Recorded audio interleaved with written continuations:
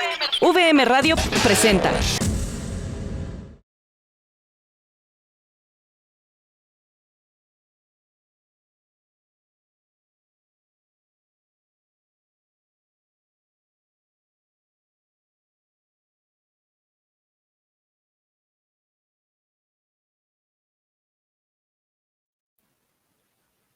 Muy buenas tardes a todos, con el gusto de recibirlos esta tarde en el marco del segundo Simposio Internacional de Investigación Sociojurídica.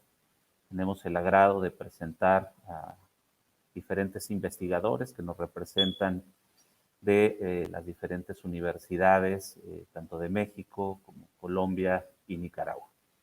Es para mí un gusto poder moderar esta mesa. Vamos a tener seis investigadores que presentarán sus trabajos y que tendrán cada uno de ellos 10 minutos para su disertación.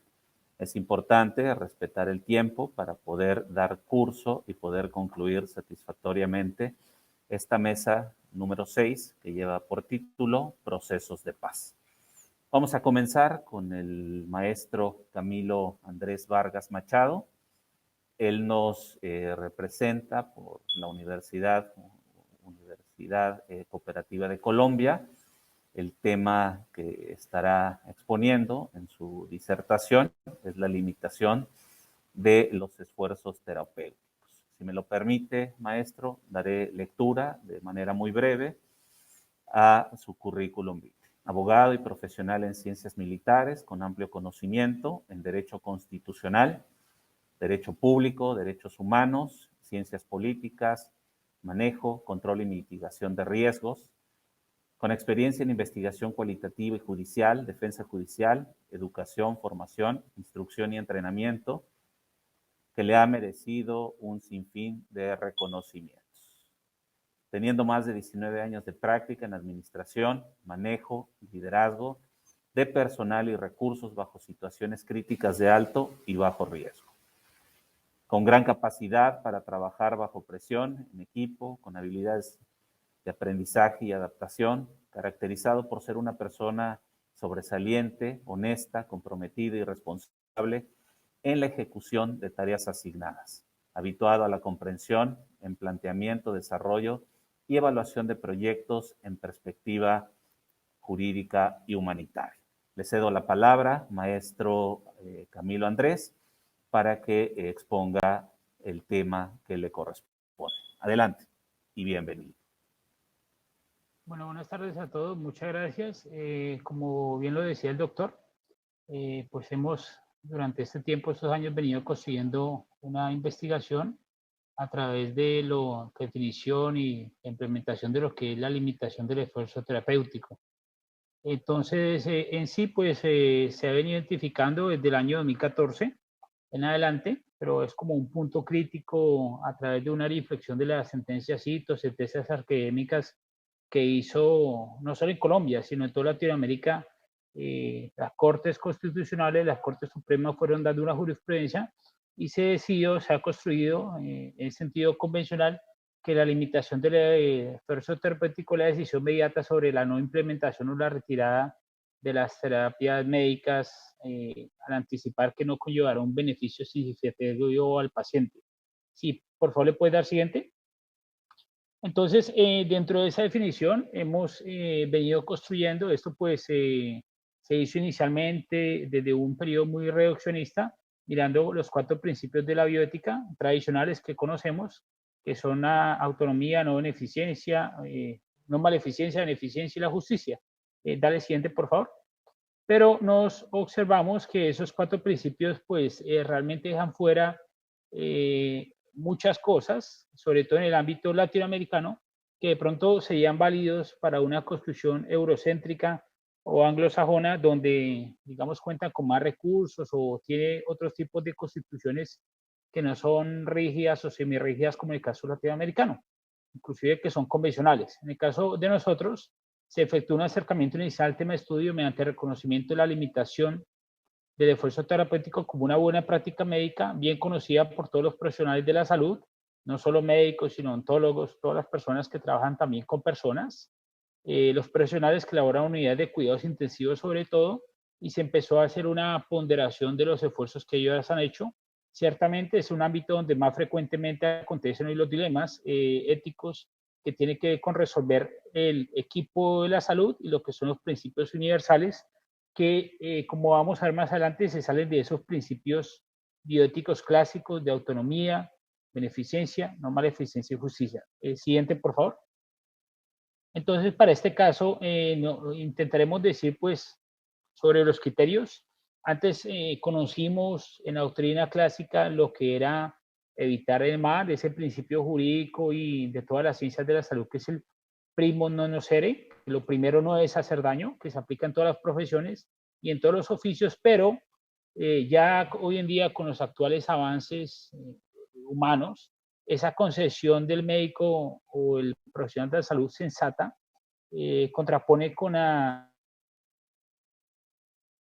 vista donde la intervención era baja y el efecto intervencional era lento. Hoy en día casi que en todos los lugares se aplica el escepticismo, la nueva evidencia, que es un alto y rápido intervención en la situación médica, y pues se reforzó mucho esto con el tema del coronavirus y también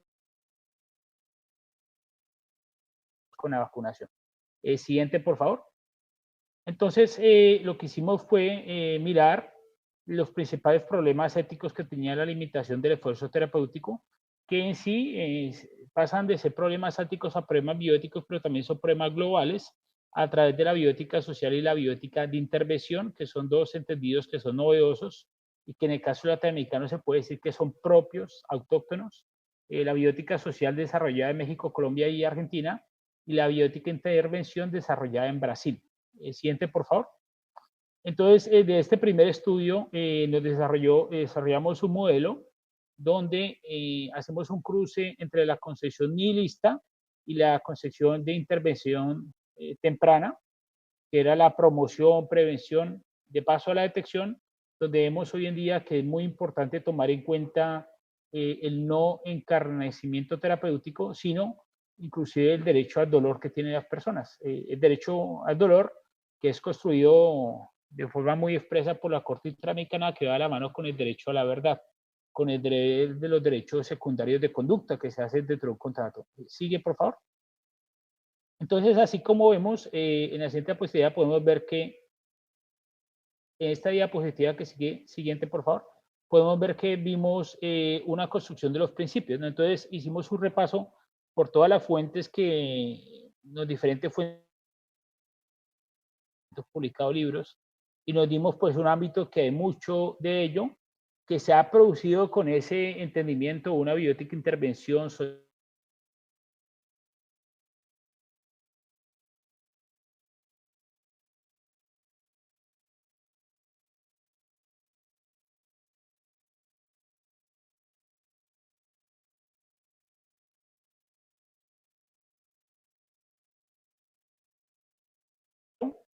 y la siguiente, por favor.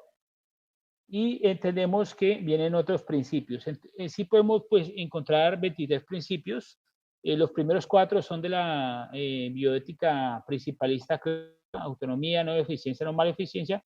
Y después pues vienen los de la bioética personalista, que son ya un entramado europeo con influencia también pues casi que tipo descolonial, como le diría Enrique Dussel. Y a través de la declaración de 2005 de la UNESCO, la Declaración Universal de Bioética y Derechos Humanos, se crearon 15 nuevos principios. Entonces, en total, analizamos 23 principios. Dale siguiente, por favor. Estos 23 principios, la novedad o la ponderación sería que, desde entendido lo que es la bioética social y la bioética intervención, logramos concluir que hoy en día la limitación del esfuerzo terapéutico no se puede solo decidir o tomar o estudiar desde esos 4 principios, sino que realmente se debe conglomerar más, que les son similares, autoevidentes y que están implícitos y explícitos dentro de eso mismo, se relacionan, están concatenados, son hermanos unos con otros. Siguiente, por favor. Así en esta gráfica, en esta que presentamos, podemos ver entonces líneas bioéticas, hay pues muchas, ¿cierto? desde la biótica global. Bueno, existen, digamos, un gran conglomerado que vemos ahí y podemos ver que ha habido cambios en los últimos años. Es, por ejemplo, interesante mirar cómo la autonomía casi que se liga con una posición liberal, o lo que sería, digamos, de tipo capitalista, mercantilista. Lo que es la beneficencia y no maleficencia se hace con algo que es laico, pero tiene, o sea, actualmente está en la época, en el lenguaje laico,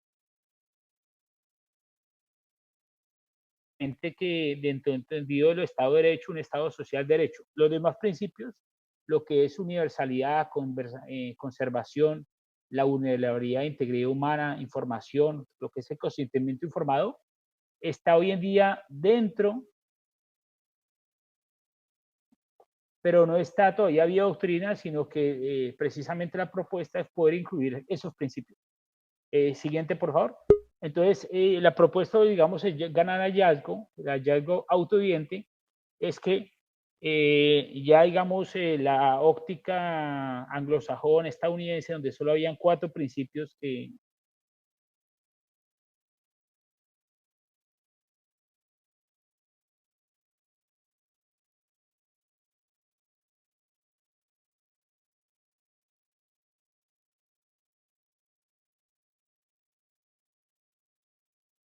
mismo médico.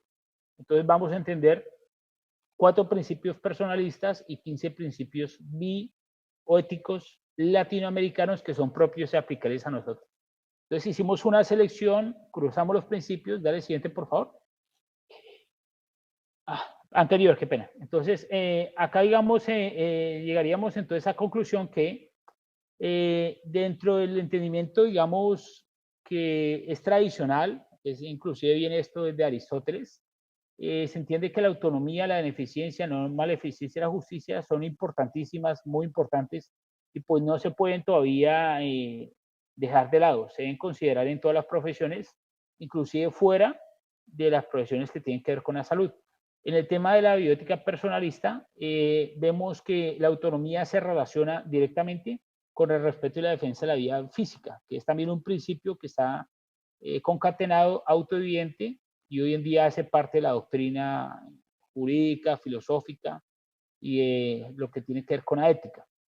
Y el principio personalista de la totalidad terapéutica, donde se suma ya y se entiende todo como una totalidad.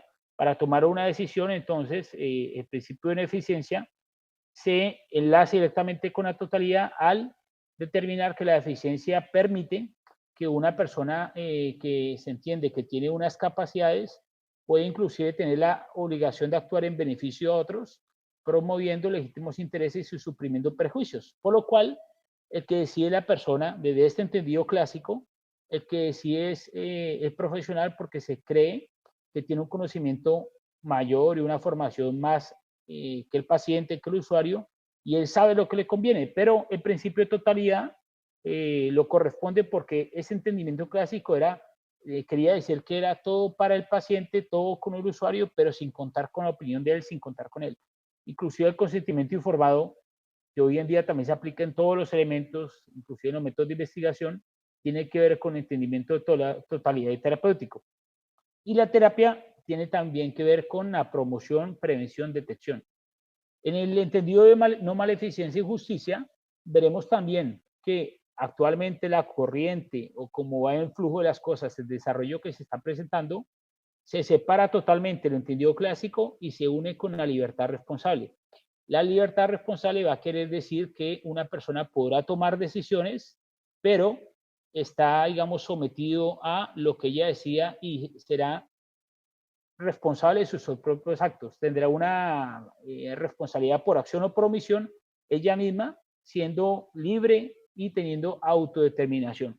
Entonces, como vemos ahí en la gráfica, entonces, la no maleficencia y la justicia se concatena, está, digamos, unida intrínsecamente y de forma autoevidente con la libertad responsable. Y producto de esto entendimos que estas dos a su vez, la no maleficencia y justicia, está unida con la libertad responsable y se asocia directamente con el consentimiento libre, informado de las personas, pero también con el consentimiento de las personas carentes de dar su capacidad de consentimiento por habilitación de edad, por alguna discapacidad, por tratamiento, por lo que sea que pueda pasar. Y de ello todo resulta que el respeto a la vulnerabilidad humana y la integridad personal es un principio latinoamericano construido a partir de la bioética intervención brasileña, pero vamos a ver que hoy en día se puede entender este último principio de la vulnerabilidad y integridad personal tiene que ver con la dignidad humana y prácticamente que se está entendiendo y que ya está dentro de la doctrina y que se hace ya de obligatorio respeto por parte de las personas. Otro hallazgo también importante para comentarlo, es que la máxima moderna, digamos, como había caído anteriormente en el desarrollo tecnológico, vemos que las personas hoy en día están empezando a decidir sobre que, si quieren saber la verdad o las consecuencias de un tratamiento y también a sufrir dolor. Entonces también se puede ver que estos principios empiezan a desarrollar lo que se conoció a través de la Corte Interamericana de Derechos Humanos como el derecho a la verdad, que está en una sentencia que condena al Estado colombiano en el 2014, pero también se entiende el derecho al dolor, el derecho a poder sufrir dolor, a disfrutarlo, como una forma de pronto no nihilista, sino hedonista, de conocer y saber las consecuencias de sus propios actos. Inclusive para una persona pueda rechazar, digamos, una sedación, un tratamiento, determinando aún así que esto puede menoscabar su voluntad, su autonomía o puede tener implicaciones. Entonces, ese consentimiento informado que antes solo era informarle a la persona, en todos los ámbitos era informar a la persona de las consecuencias, ya también va mucho más allá y casi que está hecho y creado, está hoy en día se entiende que dentro de ese consentimiento está otros principios que son la dignidad humana y los derechos humanos, no de derechos de primera, segunda, no, todos los derechos fundamentales están ahí y que está la autonomía y la responsabilidad individual anudado en sí con el consentimiento informado.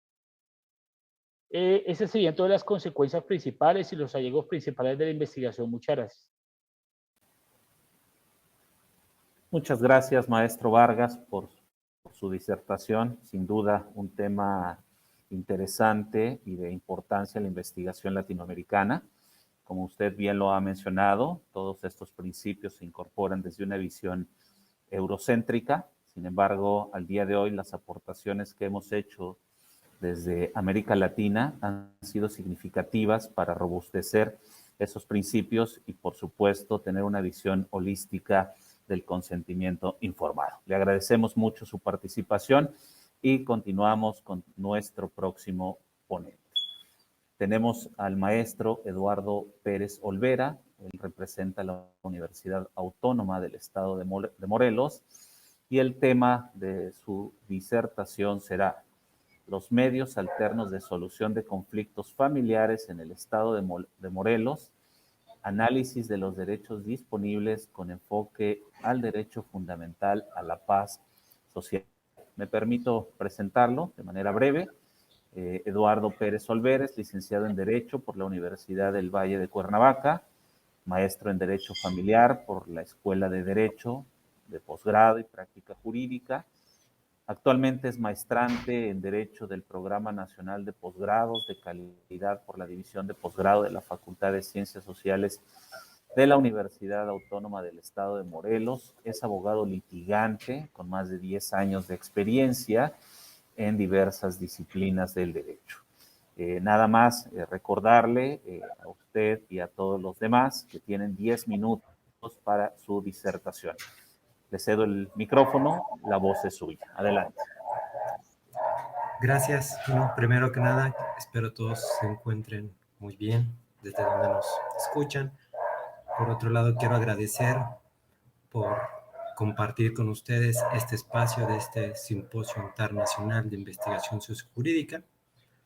Y bueno, el tema del cual les voy a desarrollar, esta investigación que he estado practicando, desarrollando aproximadamente en un año, va enfocada a los medios alternos de solución de conflictos en materia familiar aquí en el estado de Morelos.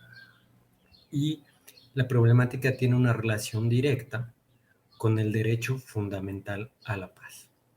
¿Me puede ayudar con la otra diapositiva, por favor? Ahora bien, toda esta investigación surge de manera empírica, toda vez que a través del tiempo, del litigio, de la práctica jurídica que he llevado a cabo, me he percatado que los aumentos en los conflictos de materia de las familias ha incrementado considerablemente en los últimos años. El último año, que fue el año 2021, este año de pandemia, se ingresaron 2.200.000 juicios a juzgados de primera instancia. Esto según el Censo Nacional de Impartición de Justicia del INEGI, y de los cuales el 35% corresponde a los conflictos entre las familias. Esto quiere decir que el conflicto de las familias, entre los individuos que contemplan las familias, es preponderante con respecto a otras materias, como materia civil, como materia mercantil, laboral, penal. La materia familiar ha ido incrementando. ¿Por qué? Porque la familia, según Morgan, nos refiere que la familia es un ente que siempre está activo, nunca se permanece estacionado. Anteriormente solo contábamos con un tipo de familia, que era la familia tradicional, compuesta por padre heterosexual, madre heterosexual e hijos. Actualmente contamos con más de 11 tipos de familias. Entre ellas podemos encontrar la familia monoparental, la familia homosexual, la familia constituida, la familia generacional, la familia de acogida, la familia adoptiva. Entonces, todos estos tipos de familia que han ido evolucionando no están exentos de generar nuevos conflictos. ¿Me apoya con otra diapositiva, por favor? Ahora bien, ¿qué son los mecanismos alternos de solución de conflicto? Bueno, son herramientas pacíficas, no contenciosas, que con el apoyo de un tercero o facilitador apoyan o comunican a las partes para que entre ellos puedan construir una solución a su conflicto. Los mecanismos alternos de solución de conflictos, ¿cuáles son? Bueno, es el arbitraje, la mediación, la conciliación, los buenos oficios, la transacción. ¿Dónde se pueden ocupar estos medios alternos? Se pueden ocupar tanto en un órgano jurisdiccional, tanto de manera extrajudicial, esto es, en un centro de justicia alternativa o un centro de justicia restaurativa. Sin embargo, se hace pensar que estos mecanismos alternos son nuevos, que tienen una década. Sin embargo, el primero de sus antecedentes lo encontramos en la Constitución promulgada en Cádiz en 1812, donde refería que los alcaldes harían las veces de conciliadores y así poder culminar el conflicto de manera pacífica. Pero a todo esto, ¿qué derechos en materia de las familias se pueden mediar, se pueden conciliar o se pueden pasar a través de un árbitro? No todos se pueden transar, solo la guardia y custodia, la forma de pagar los alimentos, algunos casos de juicios sucesorios y el convenio del divorcio. ¿Me puede apoyar con la siguiente, por favor? Gracias. Ahora bien, estos mecanismos alternos de solución de controversias van encaminados a fomentar la cultura de la paz, que exista paz en la sociedad, y está considerado como un derecho humano de tercera generación. Pero entonces, ¿qué podemos entender como un derecho humano? Según Hernán Gómez, los derechos humanos son esas exigencias éticas y prerrogativas basadas en el concepto de dignidad humana. Y todos estos derechos son indisponibles e universales hasta para su propio titular y para los poderes públicos y privados. Entonces, así, los derechos fundamentales son todos aquellos derechos humanos que se encuentran positivizados en una norma fundamental o en una norma constitucional. Y las garantías son aquellas herramientas pragmáticas que constituyen la protección tanto a los derechos fundamentales como a los derechos humanos. La siguiente, por favor. Ahora, ¿cuál es el fundamento de los medios alternos de solución de conflictos? Tenemos el artículo 17 constitucional, párrafo tercero, tenemos el artículo cuarto, el artículo 21, y todos van enfocados a fomentar la cultura de la paz como un derecho humano. Sin embargo, en nuestras legislaciones familiares en el estado de Morelos, no existe un capitulado el cual disponga qué derechos en materia de las familias se pueden mediar, conciliar o pasar por un árbitro. ¿Por qué? Porque los derechos en materia de familia son derechos indisponibles. Esos derechos indisponibles son todos aquellos que no se pueden enajenar, no se pueden transar, no se pueden ceder, no se pueden negociar. Entonces, en nuestra legislación en el estado de Morelos, todos los órganos jurisdiccionales o los juzgados invitan a las partes en un procedimiento judicial a que acudan a un centro de justicia alternativa. Sin embargo, no todos los derechos en materia familiar pueden ser materia de una mediación, de una conciliación o de pasar por un árbitro. En este caso, se tiene que realizar lo que es una reforma y un capitulado donde especifique claramente nuestra legislación familiar qué derechos pueden pasar por los medios alternos de solución de conflictos. Por ejemplo, una patria potestad no la podemos pasar por un mecanismo alterno de solución de conflicto porque es un derecho irrenunciable. Entonces, así, el objeto de la investigación es utilizar los mecanismos alternos de solución de conflictos, fomentar a la paz, y la finalidad de la investigación es implementar y reformar en las legislaciones familiares del Estado de Morelos un capitulado pertinente, el cual le haga saber tanto a la sociedad como a los litigantes y al mismo órgano jurisdiccional cuáles son los derechos que las partes pueden disponer, renunciar o hasta modificar. Creo por mi parte es todo y le agradezco mucho el espacio.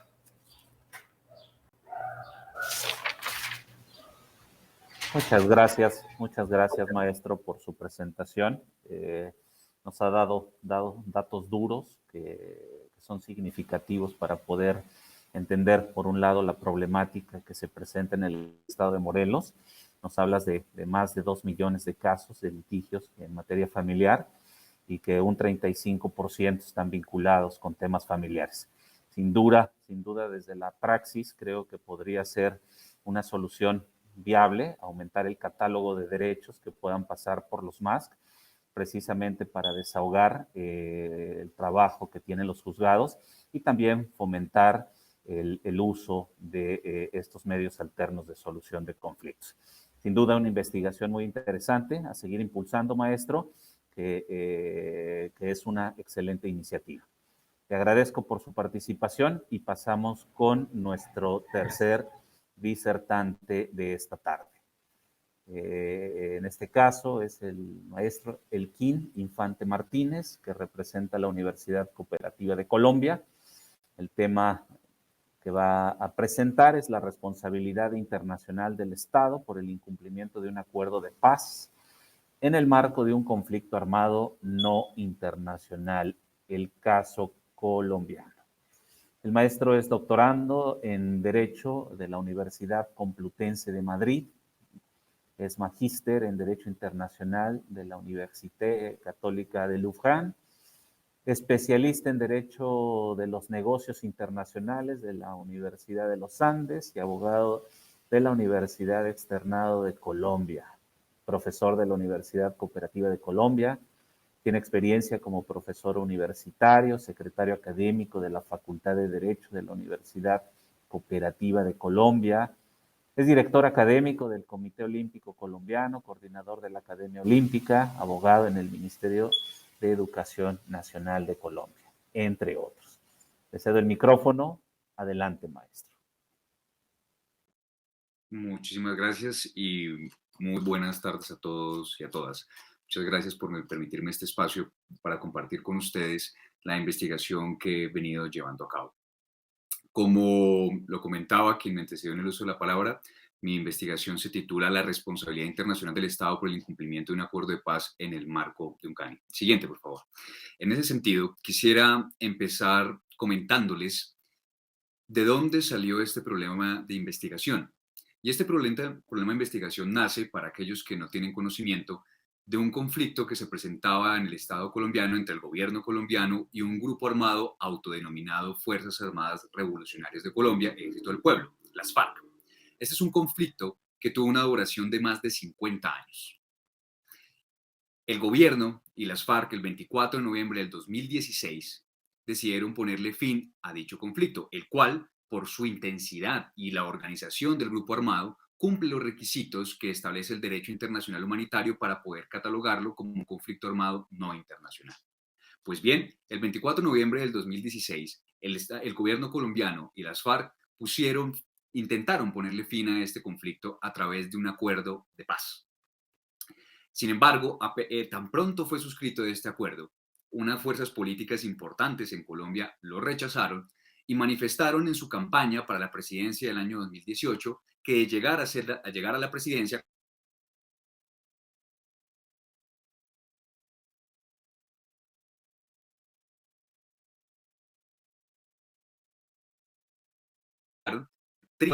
si el acuerdo de paz colombiano tiene carácter vinculante, si es vinculante jurídicamente.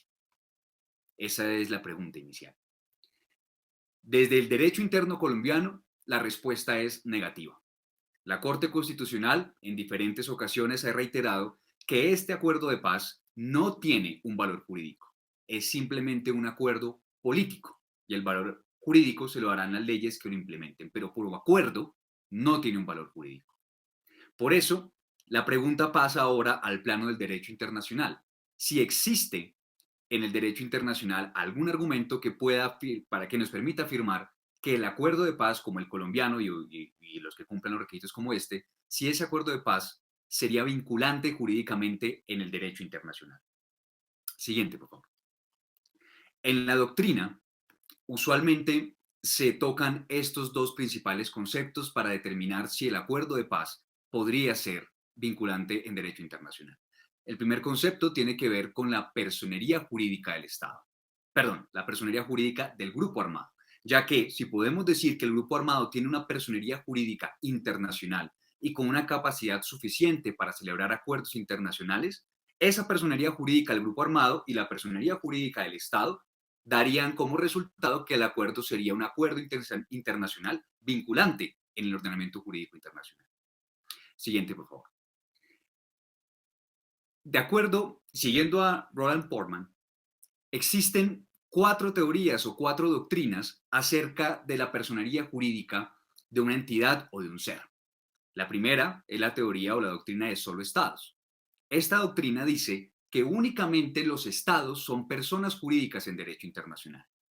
Si seguimos entonces esta doctrina, es evidente que el grupo armado no tendría personería jurídica y por lo tanto el acuerdo de paz no sería un acuerdo vinculante en derecho internacional. Esto porque, como lo dice la doctrina, solamente esta teoría, solo los estados tendrían personería jurídica internacional, por consiguiente, únicamente los acuerdos celebrados entre estados serían vinculantes en este ordenamiento jurídico. La segunda doctrina o teoría es la teoría del reconocimiento. La teoría del reconocimiento dice que los estados son la primera persona jurídica en derecho internacional, pero que estos tienen la facultad de reconocer otras personas jurídicas, de darle a otras entidades y seres personería jurídica internacional. En este sentido, si el Estado le reconoce a los grupos armados o al grupo armado con el que combate personería jurídica, como sucede con el caso del reconocimiento de beligerancia, podríamos decir que el grupo armado tendría personería jurídica y capacidad para celebrar acuerdos internacionales. En este sentido, el acuerdo de paz colombiano sería un acuerdo internacional si el Estado colombiano le hubiese reconocido personería jurídica a las FARC, al grupo armado. Sin embargo, esto no es así. La tercera doctrina o tercera teoría es la teoría del individuo. La teoría del individuo dice que la personería jurídica inicial del derecho internacional es individuo, es el individuo, porque hay un principio general del derecho que le confiere ciertos derechos y obligaciones, dirémosle como derechos humanos o derecho penal internacional, le concede ciertos derechos al individuo que los estados no pueden remover. Siguiendo esa doctrina, diríamos que el grupo armado, si existe un principio general del derecho que le otorgue derechos y obligaciones al grupo armado para celebrar acuerdos de paz, este tendría dicha capacidad. Sin embargo, no creo, y es muy difícil que se encuentre dicho principio general del derecho. La cuarta doctrina es la formal. La formal nos dice que es persona jurídica toda entidad o ser que reciba derechos y obligaciones de parte de una norma internacional. En este sentido, como quiera que los grupos armados, y en este caso las FARC, están regulados por el derecho internacional humanitario, y como les comenté, el conflicto colombiano es un conflicto armado no internacional regulado por el derecho internacional humanitario, quiere decir que estas normas internacionales regulan al grupo armado, regulan a las FARC. Por consiguiente, bajo esta doctrina podríamos decir que las FARC tendrían personería jurídica internacional. Sin embargo, la pregunta sería si tienen capacidad. Esa personería jurídica les otorga capacidad para celebrar acuerdos internacionales, para celebrar acuerdos de paz vinculantes en el derecho internacional. Porque no todas las personas jurídicas en derecho internacional tienen los mismos poderes, no tienen las mismas facultades. En ese sentido, tendríamos que encontrar una norma en derecho internacional que de manera explícita diga que los grupos armados tienen derecho o tienen capacidad para celebrar acuerdos de paz, lo cual no se encuentra en la normatividad actual. La última doctrina es la del actor, que por su complejidad que la quedo para compartir en alguna otra ocasión. Siguiente, por favor. En ese sentido, desde el punto de vista de la personería jurídica, nos quedan preguntas específicamente, y la que sería la más loable para otorgarle personería jurídica y con capacidad sería la teoría formal. Sin embargo, para ello deberíamos encontrar una norma que le otorgue a dichos grupos armados la posibilidad de celebrar acuerdos de paz. No existe esa norma, pero sí existe una norma, el artículo 3 común a los convenios de Ginebra de 1949, convenio que regulan en gran parte la protección a las víctimas en los conflictos armados. El artículo 3 común es el que regula los conflictos armados no internacionales en estos convenios. Y el artículo 3 común, en su penúltimo inciso, dice que los grupos armados tienen capacidad o pueden celebrar acuerdos especiales con los estados con los que combaten. Esos acuerdos especiales buscan implementar normas de derecho internacional humanitario, como quiera que en los conflictos armados no internacionales la regulación es mucho menor que la regulación internacional para los conflictos armados internacionales. Por consiguiente, los acuerdos especiales lo que tienen como objetivo es incorporar esas normas de los conflictos armados internacionales al conflicto armado no internacional, ampliar la regulación de los conflictos internos. Esa es la destinación o el objetivo de los acuerdos especiales en primer lugar. Podríamos pensar entonces que si un acuerdo de paz es un acuerdo especial, tal vez entonces, en virtud de ese artículo 3 común, tendría validez jurídica internacional. Sin embargo, aquí quedan preguntas también. Una pregunta es, ¿cuál es el alcance jurídico de los acuerdos especiales? Este artículo 3 que dice que los grupos armados pueden celebrar acuerdos especiales, ¿ya les otorga capacidad jurídica para que estos acuerdos sean vinculantes en derecho internacional o no son vinculantes en derecho internacional? Y la segunda pregunta es si efectivamente un acuerdo de paz puede ser un acuerdo especial, porque un acuerdo de paz consagra más obligaciones de las que consagra un acuerdo especial. Un acuerdo especial es para implementar normas del derecho internacional humanitario en un conflicto armado no internacional. En cambio, un acuerdo de paz tiene otro tipo de obligaciones, otro tipo de cláusulas, como por ejemplo en el caso colombiano, cláusulas o artículos destinados a implementar la participación en política de los miembros de los que eran de las FARC. O algunas partes del acuerdo de paz también establece que se debe realizar una reforma agraria en el Estado colombiano. Ninguna de estas son obligaciones del derecho internacional humanitario. Por lo tanto, como quiera que un acuerdo de paz tiene obligaciones o cláusulas que se salen de las propias de un acuerdo especial, queda la duda si un acuerdo de paz podría categorizarse como un acuerdo especial. Siguiente, por favor. Finalmente no, queda un pedacito. Otra propuesta que ha sido mucho menos estudiada por la doctrina, diría que casi que nada, es si el acto jurídico unilateral que fue reconocido por la Corte Internacional de Justicia en 1973 en el caso de los ensayos nucleares, unos ensayos nucleares que estaba realizando Francia en la Polinesia Francesa, que dio lugar a que Australia y Nueva Zelanda demandaran a Francia ante la Corte Internacional de Justicia.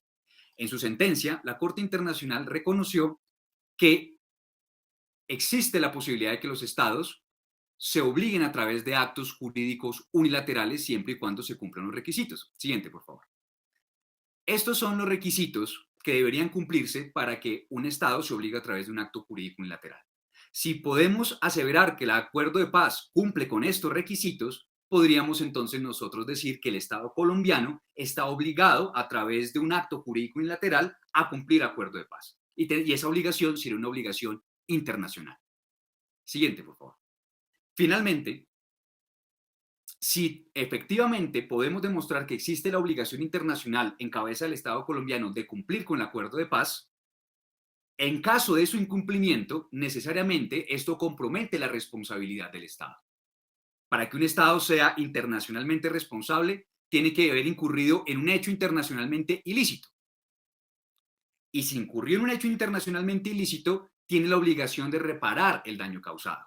Reparación que involucra la restitución, la indemnización o la satisfacción.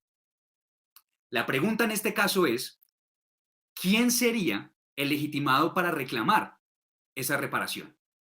El grupo armado ya no existe. ¿Quién sería el legitimado?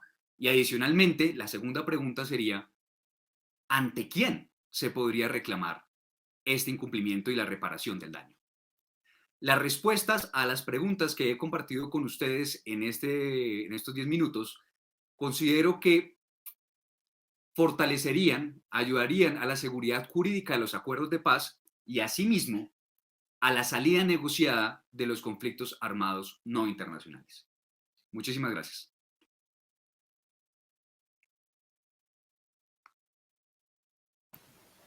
Muchísimas gracias, maestro Elkin. Sin duda, una investigación bastante interesante.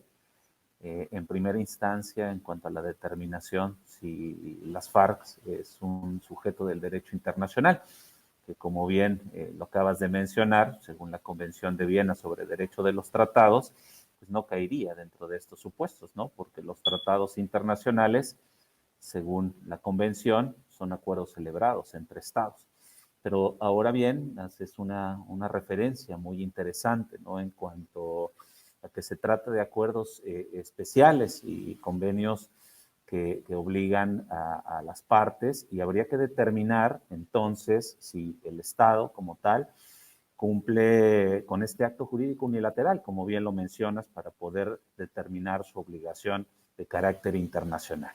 Sin duda me parece una investigación muy interesante y te pediría que nos mantuvieras informados sobre el desenlace de la misma, porque para todos los que somos internacionalistas, estos temas nos llevan a una mejor comprensión de los aspectos jurídicos internacionales y, por supuesto, como bien lo acabas de mencionar, para la resolución de conflictos de paz, de conflictos internacionales que lleven a la paz. Te agradecemos mucho y pasamos a la siguiente exposición. Que tengas buena tarde. Hasta luego. Nuestro siguiente ponente es la maestra Sandra Milena Márquez Cárdenas. Ella representa a la Corporación Universitaria del Caribe. El tema de su disertación es Alcances del Acuerdo de Paz en Colombia, FARC-EP, en el marco de la igualdad y la no discriminación. Oportunidades para la formación sociojurídica. La maestra es abogada, magíster en conflicto y paz, especialista en derechos humanos y derecho internacional humanitario. Es docente en el área de Derecho Público, coordinadora general de áreas, Facultad de Derecho y Ciencias Políticas, Programa de Derecho, Corporación Universitaria del Caribe, SECAR, y tiene distintas publicaciones en revistas indexadas. En la línea de su investigación son los derechos humanos, la educación y la construcción de los procesos de paz. Bienvenida, maestra Milena, el micrófono es suyo. Adelante. Buenas noches, muchísimas gracias por la invitación. A mi antecesor, el maestro Elkin, interesante disertación. Comparto muchísimo lo que está planteando acerca de la seguridad jurídica que tendrían los acuerdos de paz. Y en esta ocasión yo le vengo a exponer sobre los alcances que van a tener estos acuerdos de paz para la formación sociojurídica, es decir, cómo desde el entendimiento y la comprensión del acuerdo de paz con la FARC-EP tenemos como tal un alcance para la formación sociojurídica. Esta ponencia se enmarca dentro del proyecto de responsabilidad social empresarial. No sé si está la presentación a la mano, de responsabilidad social empresarial frente a la igualdad y la no discriminación. El estudio de caso es México, Colombia y Brasil entre los años 2020 y 2021. Continuamos.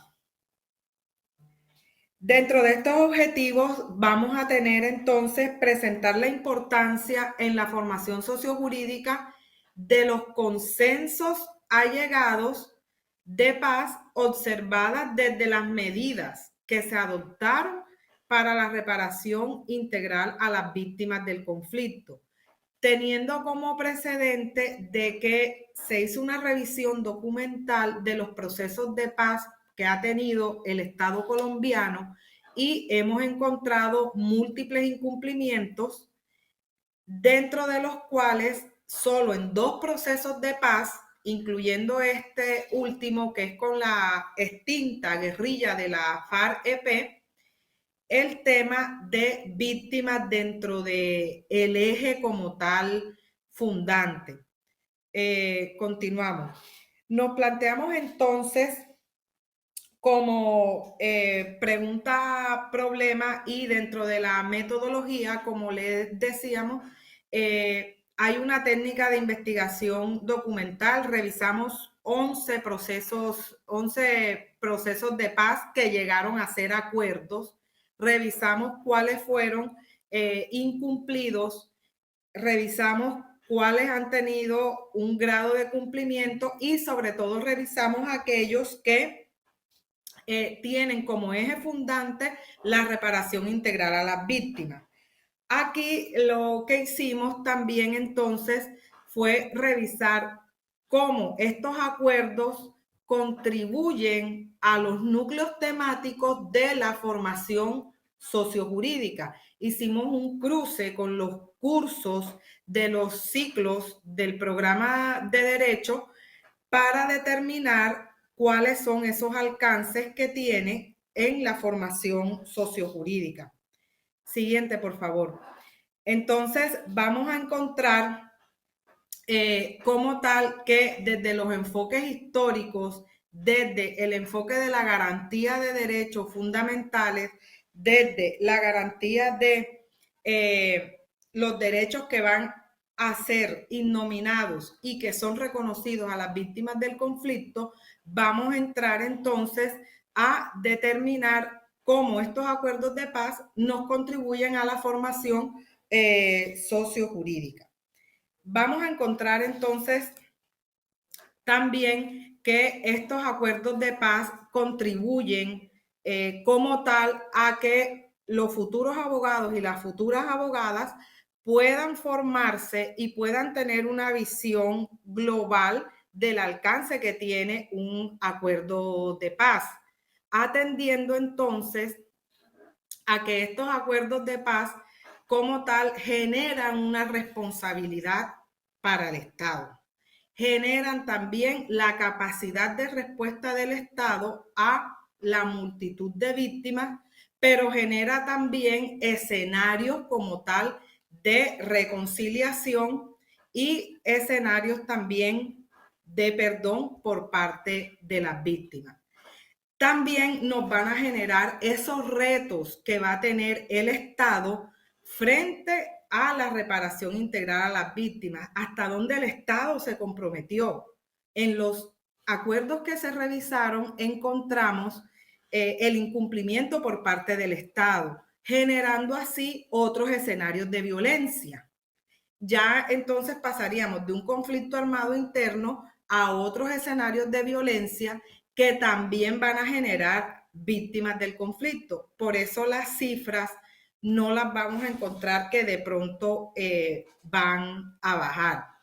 En el último acuerdo de paz, continuamos por favor, en el último acuerdo de paz se establecieron unos puntos en la agenda que se negoció en La Habana. Desde el mismo momento de que por qué se negoció en un estado diferente al que entraría a hacer el acuerdo, tenemos como tal puntos de partida para explicar problemas sociojurídicos que son impactantes dentro del aprendizaje del derecho.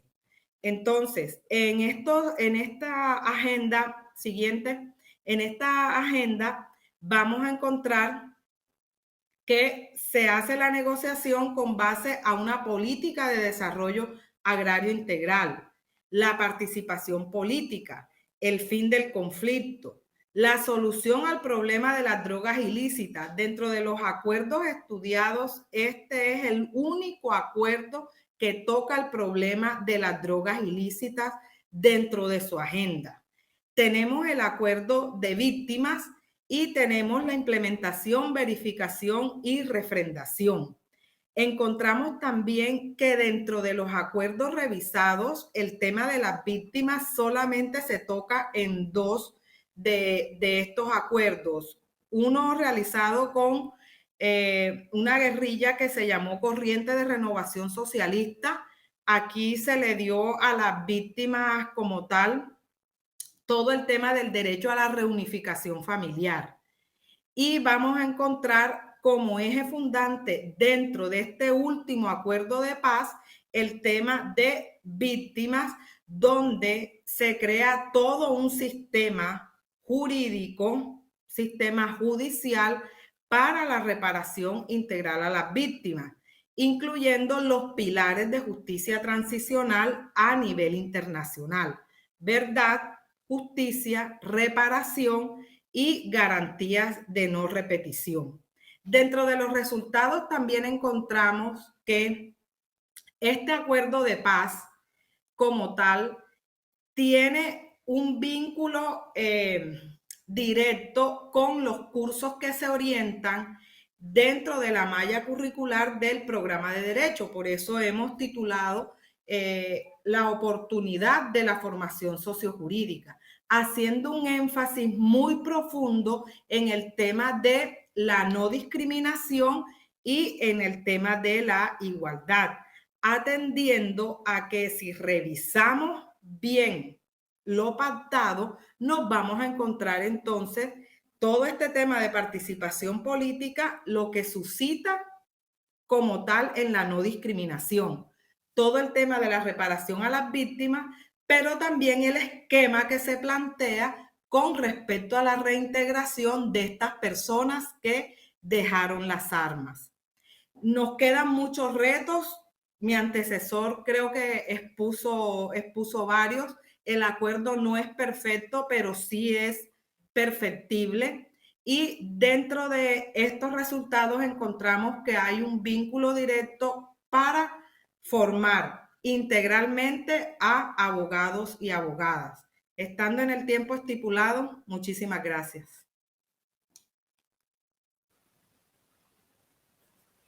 Muchísimas gracias, maestra Márquez, por su disertación. Qué importante es la formación de estudiantes de diferentes disciplinas en procesos y cultura de paz, ¿no? Con todos estos temas que usted brillantemente ha expuesto el día de hoy, y sobre todo también pensar en los grandes desafíos que representa precisamente la reparación del daño de las víctimas de más de 50 años de conflicto y, por supuesto, la reintegración a la sociedad. Le agradecemos mucho por su tiempo, por su disertación, y vamos a dar paso a nuestro siguiente expositor. Excelente tarde. La siguiente expositora es la maestra Mónica Marcela Mendoza Humanaes. Ella representa a la Corporación Universitaria del Caribe, SECAR. El tema que estará exponiendo el día de hoy es herramientas de acceso al sistema de pensiones para el campesino colombiano en el marco postconflicto. Es abogada, especialista en Derecho del Trabajo, maestra en Derecho con énfasis en Derecho del Trabajo y doctorante en Mecanismos Alternos de Solución de Conflictos, docente adscrita al programa de Derecho de la Corporación Universitaria del Caribe y al grupo de investigadores sociojurídicas. Bienvenida, maestra. La palabra es suya. Adelante. Buenas noches. De antemano, pues darles gracias por la oportunidad de poder compartir con ustedes parte pues, de nuestra investigación desde la Facultad de Derecho de la Corporación Universitaria del Caribe, SECAR. Bueno, esta investigación hace parte del proyecto de responsabilidad social empresarial que se viene adelantando en el marco del Plan de Acción de Empresas y Derechos Humanos, que busca incluir la igualdad y la no discriminación en estudios de casos, incluidos México, Colombia y Brasil, durante los años 2020-2021. En esta parte se tiene que en realidad lo que se busca desde la óptica del derecho laboral es identificar dentro de los puntos del acuerdo el primero referente a el regreso de la tierra a los campesinos víctimas del conflicto armado y la parte referente al fin del conflicto cuando hablamos precisamente de reincorporarlos a una vida económica productiva. Entonces se tiene que como objetivo del proyecto es precisar esas herramientas o posibilidades con las cuales cuentan los campesinos colombianos que han sido víctimas del conflicto armado antes y después de la firma del acuerdo de paz con la FARC-EP, para obtener el reconocimiento y pago de una prestación económica de vejez o una prestación económica que recaiga sobre el cubrimiento de una contingencia diferente. Siguiente, por favor. Se tiene entonces que es una investigación de tipo jurídica con enfoque cualitativo y que se encuentra sostenida en fuentes secundarias. Siguiente, por favor. Tenemos la justificación e impacto de la investigación. En Colombia, cuando nace Ley 100 de 1993 y empezamos a tener un poco acceso al sistema de pensiones, la generalidad de las personas, nos encontramos con la creación en el artículo 25 de dicha norma de un fondo de solidaridad pensional. Este fondo de solidaridad pensional busca que aquella población que no tiene acceso al pago de una cotización contributiva pueda acceder a un régimen subsidiado en pensiones. Este régimen subsidiado en pensiones busca ser cubierto bajo los principios de solidaridad y universalidad que trae el artículo 48 de la Constitución Política de Colombia y el artículo, en este caso 2, de Ley 100 del 93. A partir de este momento nos empiezan a brindar unas herramientas para esas personas que se encuentran desprotegidas. En este caso, lo que se busca es involucrar al sistema de pensiones en la materialización del fin o la terminación del conflicto, entregándole a esta población no solo la porción de tierra que le corresponde, sino también lo referente al mantenimiento de su capacidad económica a través del reconocimiento de una prestación económica. Siguiente diapositiva, por favor.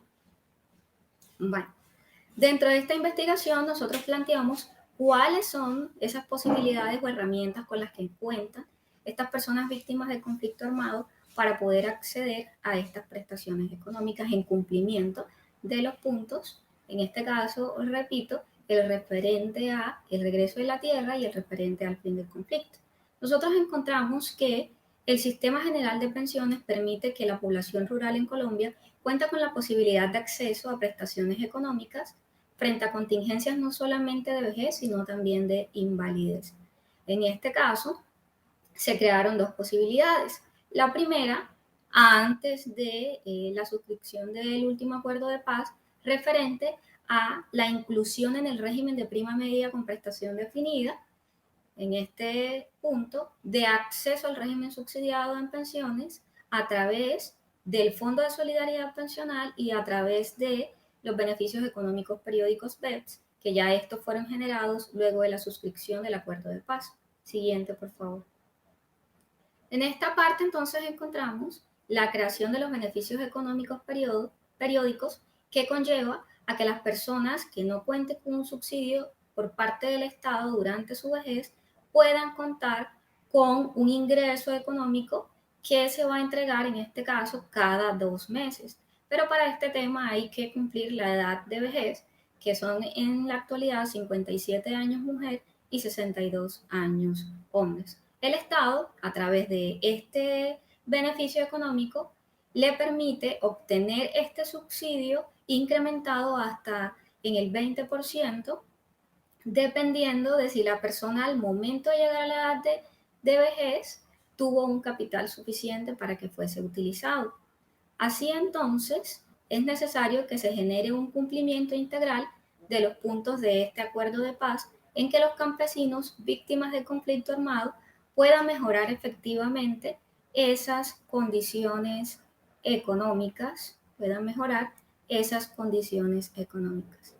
En este caso, la segunda herramienta sería que este campesino independiente rural, según el decreto 3771 del 2007, deben tener en cuenta para el subsidio del aporte en pensión que se encuentre en una edad de 35 años y menor de 54 años y tener como mínimo cotizado el sistema de pensiones 250 semanas, mientras que aquellos que se encuentren entre los 55 años de edad y hasta los 65 años de edad deben cumplir con un mínimo de 500 semanas cotizadas, recibiendo en este caso el subsidio de la cotización en un 75%, mientras que en su caso van a tener que pagar el sobrante, que para ellos sería 25%.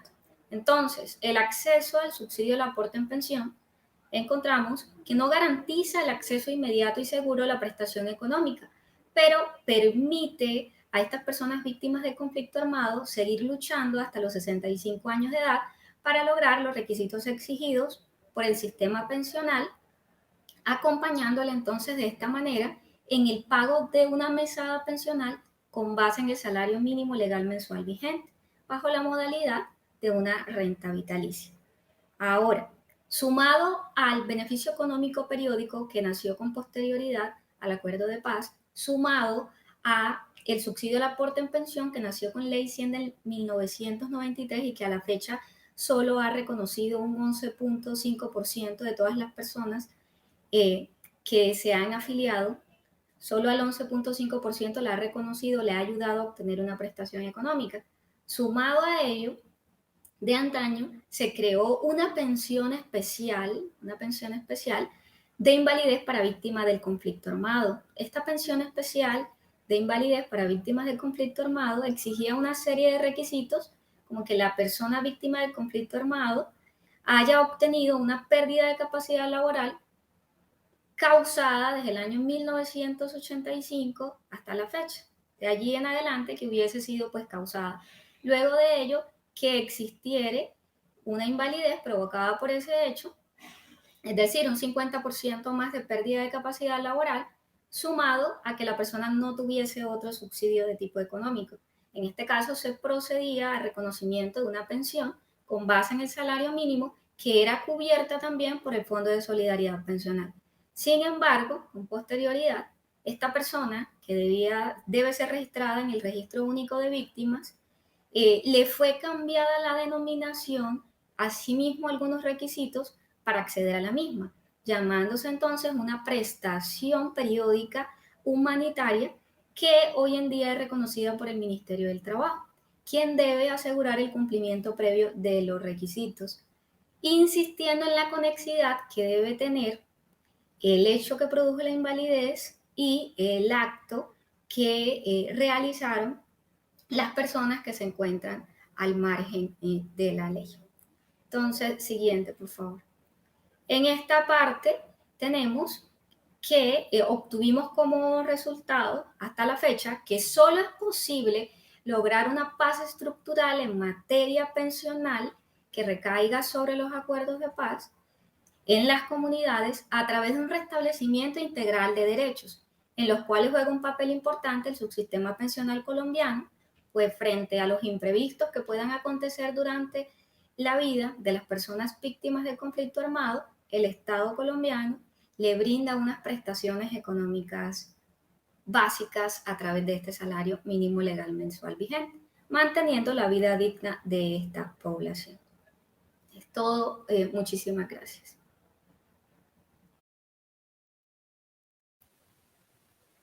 Muchísimas gracias por su participación, maestra Mónica Marcela. Sin duda, estos temas visibilizan los grandes retos que afrontan las víctimas post-conflicto en Colombia.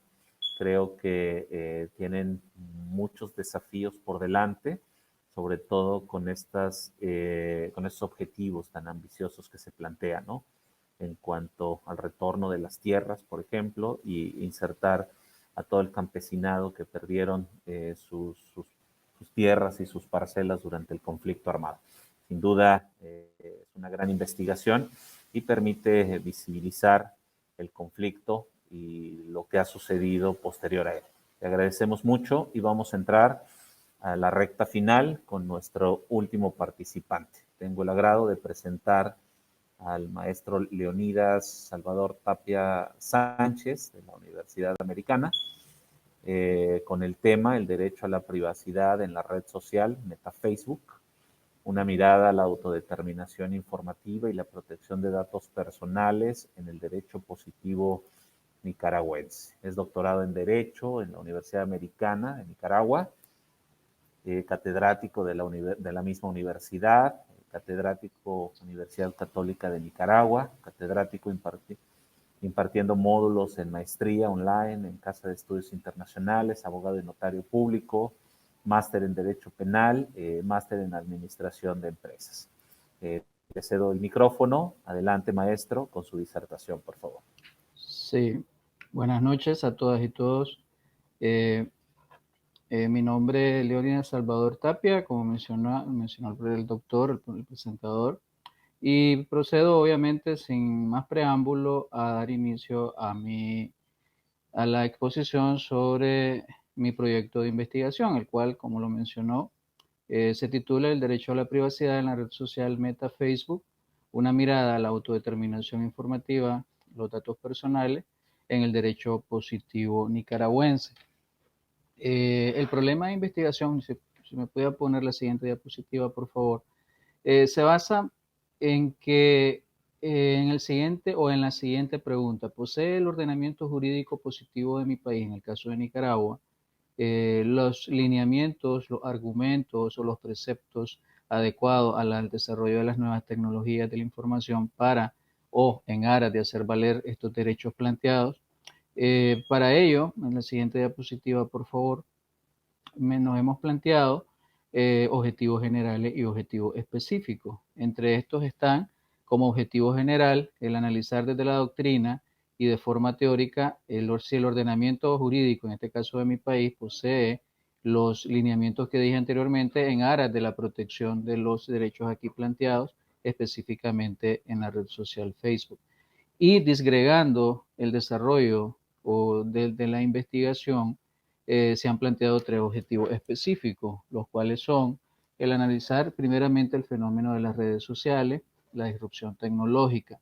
En este punto nos planteamos lo siguiente, citando a Flores Cueto, Marqueo Ramírez y Rodríguez Vila en su obra del año 2009, estos nos dicen que Facebook es un lugar por antonomasia para tejer redes sociales, el cual, como muchos ya conocemos, nació en la Universidad de Harvard en el año 2004 como una forma de intercambiar fotos de anuarios que en ese momento se manejaban de forma física, y de ahí viene la lógica y la etiología del nombre Facebook. Igualmente, la etiología de las redes sociales nos remontamos muchísimo tiempo atrás con palabras de Ross Martin en su obra del año 2009, donde nos menciona la famosa teoría de los 6 grados de separación, la cual fue demostrada en 1967 por el profesor de la Universidad de Harvard, Stanley Milgram, que estableció que dentro del territorio de los Estados Unidos se necesitaba conocer a 6 personas para crear una red en este caso red social, pero no una red sui generis en el sentido de las redes sociales, sino una red, por llamarlo de una manera coloquial, una red física, no una red digital como sucede hoy en día con las redes sociales. Entonces, la disrupción tecnológica hoy por hoy se vuelve un paradigma de cohesión humana. Igualmente, este paradigma de cohesión humana incrementa las interacciones entre las personas, porque en palabras de G, citando el informe de We're Social, que es un informe digital que año con año se hace, y este informe fue del año pasado, en este caso enero del año 2021, hasta esa fecha habían 4.200 millones de usuarios de Facebook alrededor del mundo, perdón, de redes sociales alrededor del mundo. Y de estos 4.200 millones de usuarios, que representan un 53% de la población mundial, 2.800 a 3.000 millones utilizaban Facebook, sin perjuicio de las otras redes sociales. Entonces significa que esta red social específicamente podríamos decir que es una de las de mayor popularidad. Claro, hay otras que entran en la competencia, sin embargo, esta se utiliza de una manera estridente y por ello las violaciones al derecho a la privacidad, llámese esta, que es el derecho que es el que nos da desde la concepción del Estado liberal allá en 1789 y las concepciones del constitucionalismo moderno per se, nos da la prerrogativa de decidir quién o quiénes nos pueden entrar en nuestro círculo, sea familiar, sea personal y en este momento sea un círculo digital, que es el que nosotros creamos cuando abrimos una cuenta en Facebook o cualquier otra red social. Entonces, este fenómeno viene a traer a colación muchas preguntas, es decir, ¿hasta qué punto Facebook me ofrece a mí una protección adecuada de mis datos personales? ¿Hasta qué punto Facebook hace valer mi autodeterminación informativa? De estas preguntas, que son de alguna u otra manera concomitantes a la pregunta general del problema de investigación, se van a ir respondiendo con los métodos de investigación que en este caso yo me propuse, dentro de los cuales está el método jurídico comparado, el método teórico, el método lógico-deductivo, y obviamente el método heurístico, debido a que en este tipo de temas, a lo largo de un proceso investigativo, se pueden desarrollar o pueden presentarse una serie de nuevos paradigmas o nuevos procesos que en el momento del inicio de la investigación no se presentaron.